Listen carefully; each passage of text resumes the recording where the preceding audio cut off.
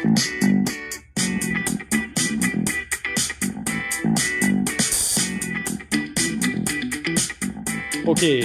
today is going to be hopefully another short video looking just at the woodwork lathes. Okay, I'm going to firstly go over some of the part names of the different sections of the lathe, and then talk to you maybe about the kind of the checks, the sort of pre-checks that you would do before operating the lathe, and then what kind of checks you would do after you finish the job at the end of the lesson, for instance. Okay.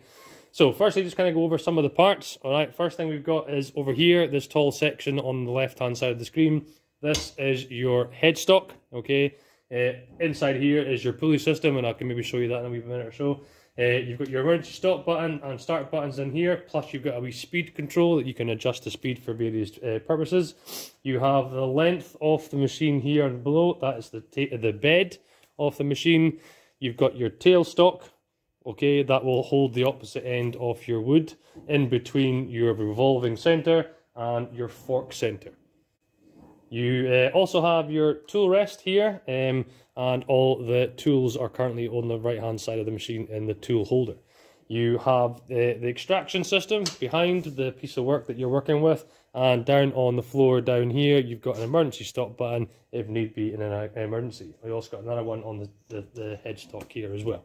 Okay, so that's just some of the main kind of parts of the woodwork lathe. Now I want to talk to you about some of the pre-checks that you would do before you operate this machine.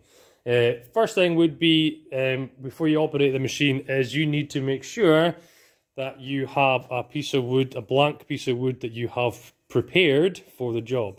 That includes having your kind of saw cut down on one side, a bradawl down on the other side, and you can just about make sure and see there that I have taken a wee plane to each of the four corners. I've taken that out. So that's my wooden blank. It's prepared before I go on the lathe. All right, taking off the edges here with the jack plane just prevents the tools from getting too damaged, and it just makes it a bit nicer to cut with when you first start. Before you attach your wooden blank in between the fork center and the revolving center, it's always quite a good practice just to kind of make sure the machine is working properly before you use it. And that means essentially turning it on. You can see the revolving center is going there, the fork center is going there. So making sure that the on-off button's working fine. And additionally, you could do the same thing when it comes to the emergency stop button that's on the left-hand side here, and there's one on the floor. So turning it on again, and just making sure when you push that button in on the floor, it's going to turn itself off as well. All right, you want to make sure the machine is safe to use before you start attaching things to it. All right, so check the on-off switch and make sure the emergency stop buttons are also working. Okay, so attaching your wooden blank, all right, you've got your fork center here. You can see it's kind of got this cross in between the two forks, left and right here and up and down. All right, and you've got a center spike. So once you've got your wooden blank prepared and you've got a center spike in the middle and your saw cut to the side, it's a case of lining up your saw cuts, lining them up with your fork center. Okay, so taking a wooden mallet, just simply attach that onto in the correct position on there, like so, and then with the wooden mallet, just give it a wee hit from the opposite side.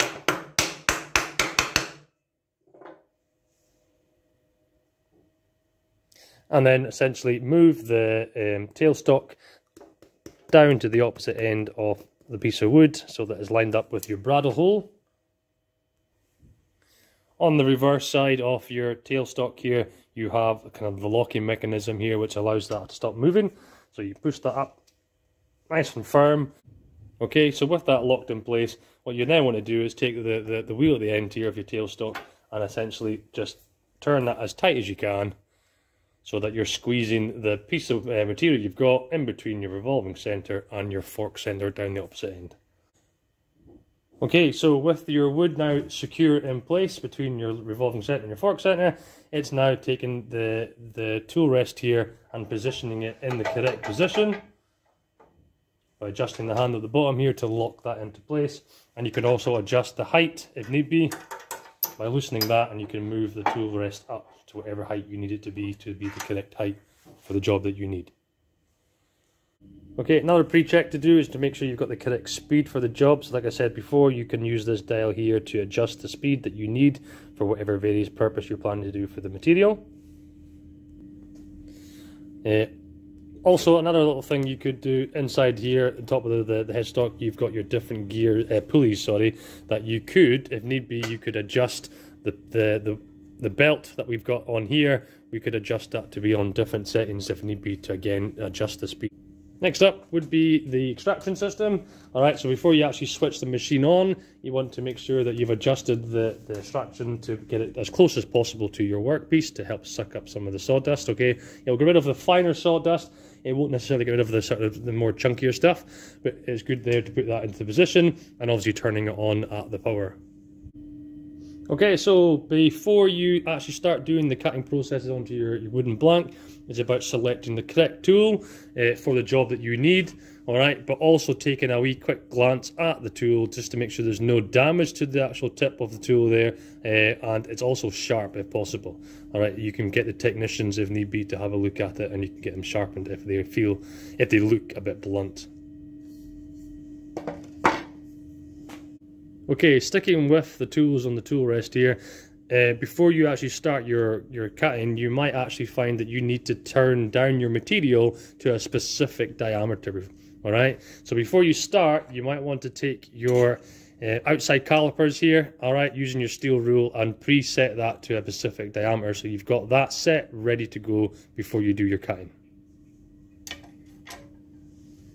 Okay, a very important sort of pre-check to make sure, or we all kind of get in some sort of bad habit sometimes when we're operating certain machinery or certain tools, and it's about having your workspace here clear of any kind of obstruction. So having tools next to your workpiece as it's spinning is not necessarily a good idea, alright, and also there's also the risk of that tool falling down off the machine itself onto the floor and potentially damaging and breaking the tip end, okay? So you want to make sure before you start all your stuff is, your workspace, is clear of any obstructions. Okay, so once you have completed your ternary work for whatever job you're doing, if it's a Nat 5 course or any other courses you're working with, okay, for the furniture for instance, okay, you essentially want to make sure you've stopped the machine at the stop button there, okay. You want to make sure you've removed your blank bit of material or your ternary piece, okay. Once you've done that and you've taken your blank bit out, you can then take a brush and simply brush down the bed. Alright, brush down the machine itself to get rid of any sawdust that's lying on top of the machine and anything that's on the floor as well. We also have extraction hoses that you could suck up all the sawdust on the floor.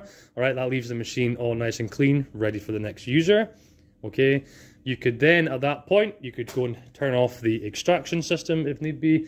And what you also want to make sure to do is to make sure that all tools are back into the tool rack on the right hand side there, and any other tools that are additionally for your use are put away back in the tool rack.